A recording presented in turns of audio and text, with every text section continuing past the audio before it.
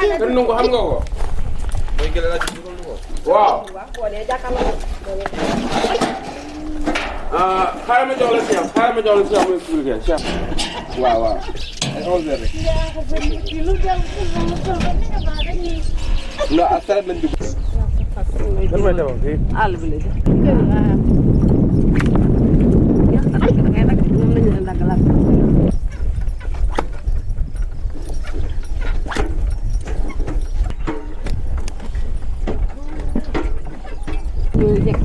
Paat ek sa paat yang ko paat ba kana bu bokk tol liggéey la ko def ay yéen laa ko jënd bi ci affaire yi la bokk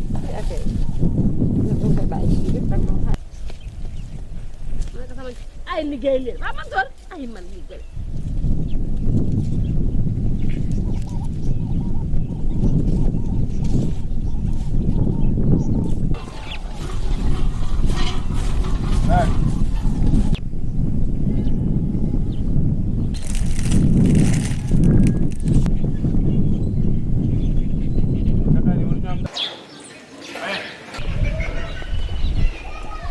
Guarda com'è. Usavano questo proprio per lavorare le torri. Hai visto? E io quando sono arrivato qua a gennaio-febbraio ho guardato le donne lavorare qua, ma mi tremava le gambe. Io ho detto devo fare qualcosa, capito? Tutto nasce da qua.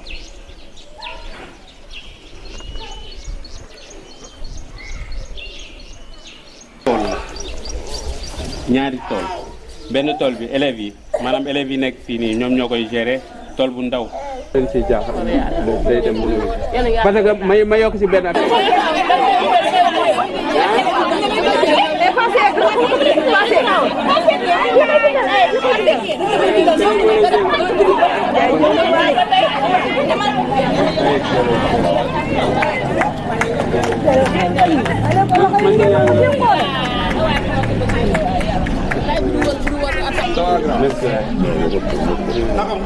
salaamaaleykum. na ngeen def. waaw na ngeen def ginnaaw. sant ba. ça va bien. yéen a ngi si jàmm. sant yàlla.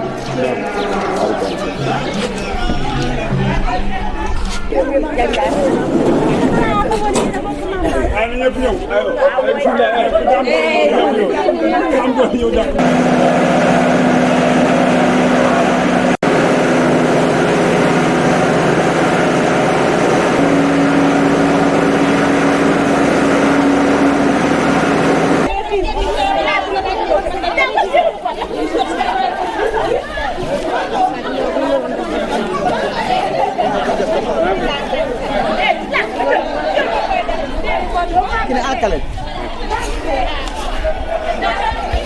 Il progetto Usine des Femmes di Yari Dakar consiste in due fasi.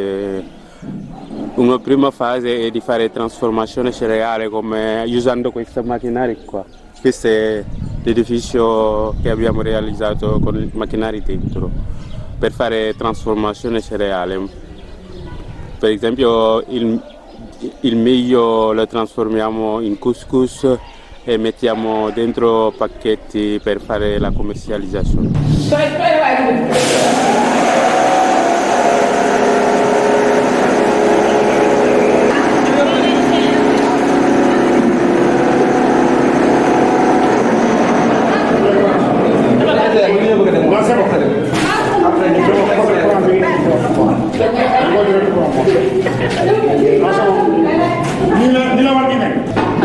bëgg machine bi bëggoon nañ ko lool nag ñu indi ñu ko ci pour ñu liggéey procès la pour ñu liggéey ci liggéey dem jaayi indi am suñu xaalis daal loolu tax ñu indi ñu ko fii liggéey développement daal moo tax ñu indi ñu ko fii pour ñu liggéey daal waaw am nañu njariñ lool nag machine yi moom macha allah kontaan nañ ci lool soobee yàlla incha allah ñu ci bëgg daal nañ ko yàlla defal ñu liggéey daal ñu liggéey daal ci liggéey incha allah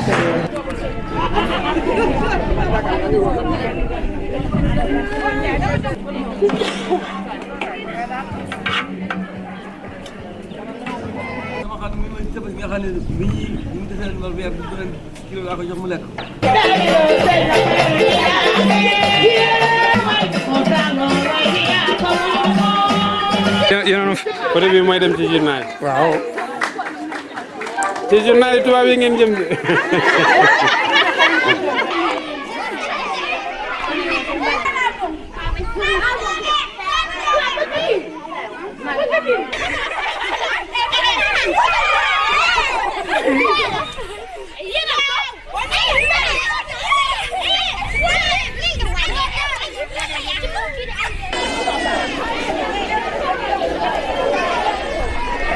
Seconda fase ci sono due orti, uno realizzato per i ragazzi della scuola elementare che sta dietro qua e l'altro gestito dalle donne che coltiveranno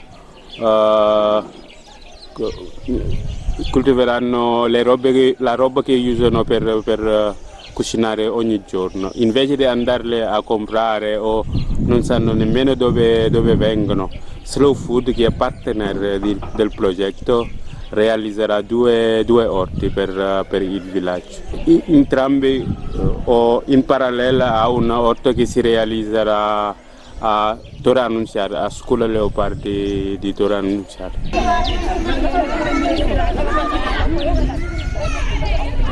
Moi, c'est Ndiak Dieng.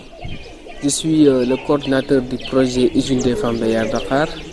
L'idée nous est venue de la situation actuelle que vivent les femmes de notre village à Yaya Dakar.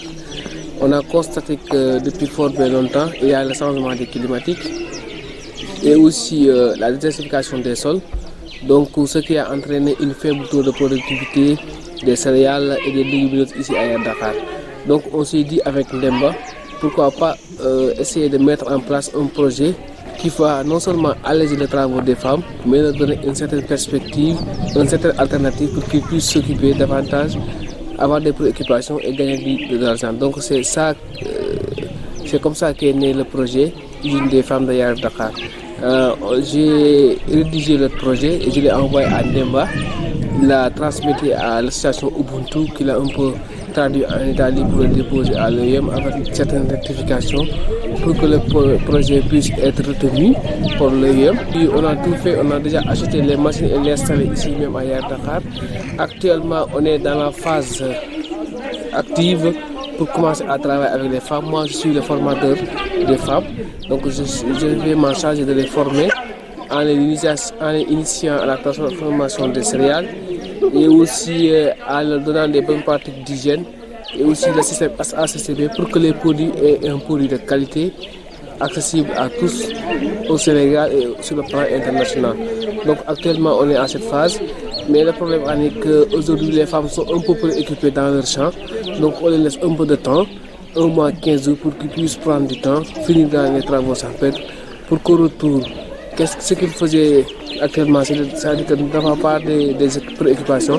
Maintenant, ils ont quelque chose à faire des transformations, commercialiser ces produits.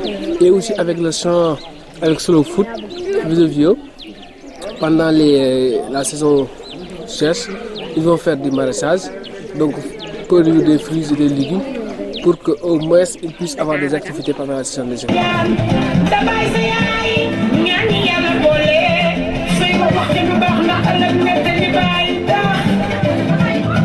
li si mbay xam njëriñu mbay ci ba ñu doonee gone yu tuuti donc. Notre rôle comme membre de Slow Food ou représentant de Slow Food sur le projet de Yaya Dakar sera d'y participer en amenant nos expertises sur les formations en permaculture ou agriculture biologique, initier le jardin et avoir un suivi après l'étape initiale. Donc je pense qu'il y aura la sensibilisation, l'inclusion de la population. Noi associazione Ubuntu siamo capofilo, vuol dire che lo gestisciamo noi in tutto suo insieme e siamo pure in partenariato con le consulat général du Sénégal a Napoli che è partner del progetto, quindi cioè l'État du Sénégal, lo Stato senegalese. di Yari Dakar come uno dei 133 villaggi del comune di Sakal e facendo l'evento del 22 per avviare il progetto abbiamo invitato il sindaco che ha apprezzato molto, anzi ci ha ricevuto in tanti anni, non ha mai visto un'azione che gli piace di più di questo progetto Usine des Femmes di Yari Dakar, che toccherà direttamente Yari Dakar ma indirettamente tutto il comune tutta la comune di Sakal.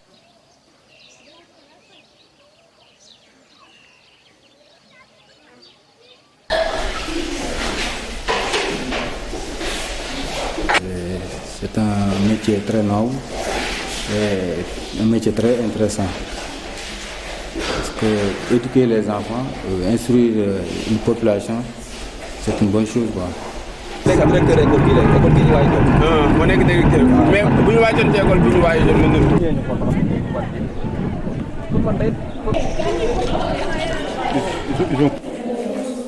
Quelles sont les sources de l'histoire? Très bien. Il est vraiment nécessaire aujourd'hui de revenir ici, revoir mes anciens professeurs, pour en tout cas augmenter un peu le savoir, pouvoir en tout cas demain revenir ici pour apporter quelque chose à cet établissement. Vous voyez cette école, bon, c'est pas en bon état, donc nous les anciens élèves, nous souhaitons demain revenir ici pour apporter une chose très importante et faire des choses vraiment très importantes. Ma premier choix était le droit, donc je vois qu'ici au Sénégal, il y a beaucoup de problèmes et il est bon d'étudier le droit. J'aime d'étudier les matières, l'anglais, le français et l'arabe. Rêver de réussir à avoir aidé mes parents pour les travaux, je vais être un professeur d'arabe. En terminant mes études, je vais aller à l'extérieur quand même pour visiter, pour faire autre chose. Retourner, investir dans mon village natal, changer. Quand ils vont à l'école, ils vont le chemin, ils marchent. C'est très difficile quand même pour changer ça.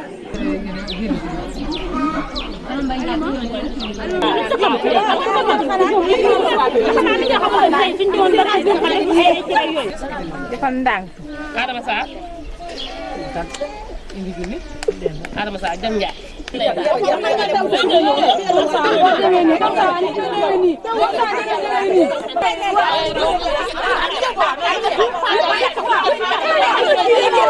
natal ko waral ko ba wale ba wal nga jeex te borom wal nga ñëw tegal ko wala bu ko déglu ma rek yow léegi yow wal gu naka kenn du nat xalaa fa nat ma wal ko ma dikk mu ni ma ëpp na ma ne ko ma da loolu laa nat def ma ca dara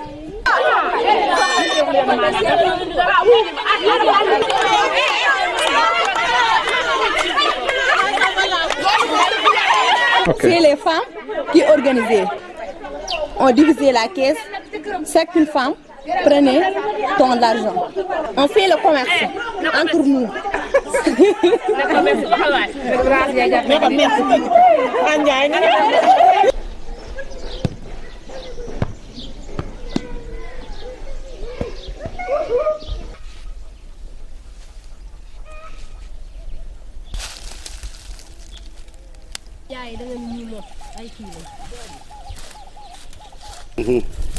Et coupé.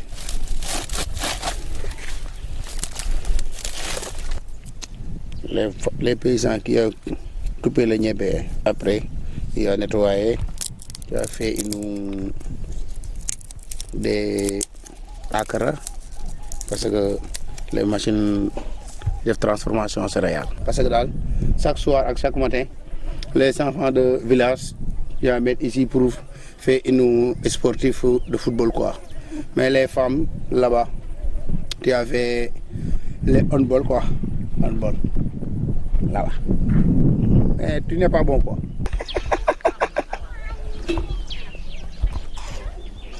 Ok.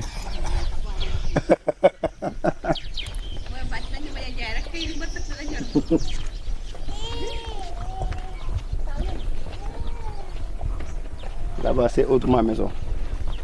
Le citron, c'est là-bas. Le citron. les oranges. C'est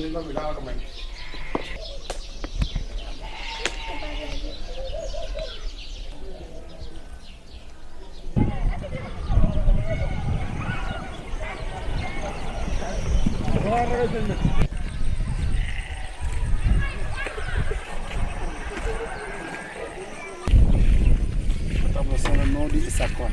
L'ISAC Baïmoul Kolidja de Dakar, avec l'association des jeunes de Dakar, quoi, qui va créer ça. Daniel, j'aime mon village, Yari Dakar. J'aime mon village, Yari Dakar. Yari Dakar, c'est mon fierté.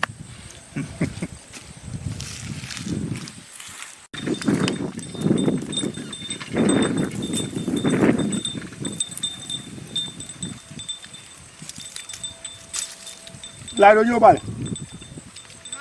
Ah, toi, Jacques. J'aime tout. J'aime tout. J'aime mon village, j'aime mon parent, j'aime mon enfant, j'aime ma mère. Et tout ça, j'aime toute la population de Dakar, quoi. Parce que Dakar, c'est mon fierté. C'est mon fierté, quoi. Parce que Dakar, la gomme, quoi. Dakar, c'est mon fierté.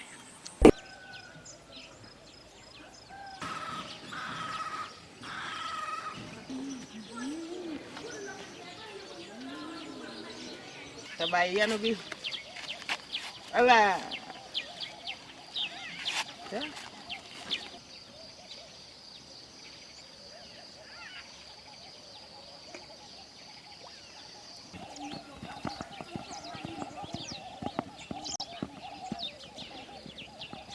Senegal dove sta? Qualcuno lo sa? Il Senegal è uno stato dentro di quale continente? Africa. È uno stato del... L'Africa è un continente. Le donne di Yari Dakar che cosa stanno facendo loro per conservare? Quale cibo conservano? Il couscous. E come lo conservano loro? Allora, me lo fanno e poi lo mettono in delle bustine di plastica, alcune bustine con dei simboli e alcune trasparenti per far vedere quello che c'era dentro. Che c'è dentro e poi li chiudono. Li mettono? Sotto vuoto. Aspetta un attimo. Delle produtte di là, altro altro. Negende. Negende. Siamo, spariamo? Negende. Na ngeen def. allo. Na ngeen def come state? Come state? Ñoo ngi fi ma digge sama père.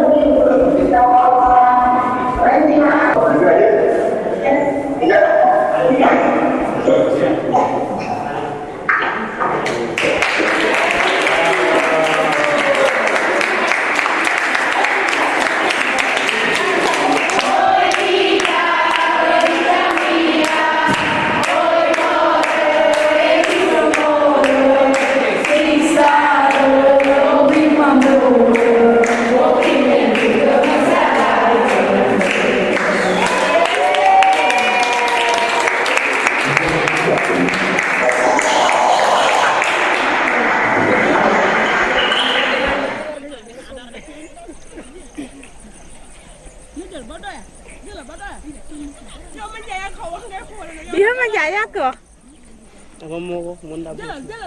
Iwi.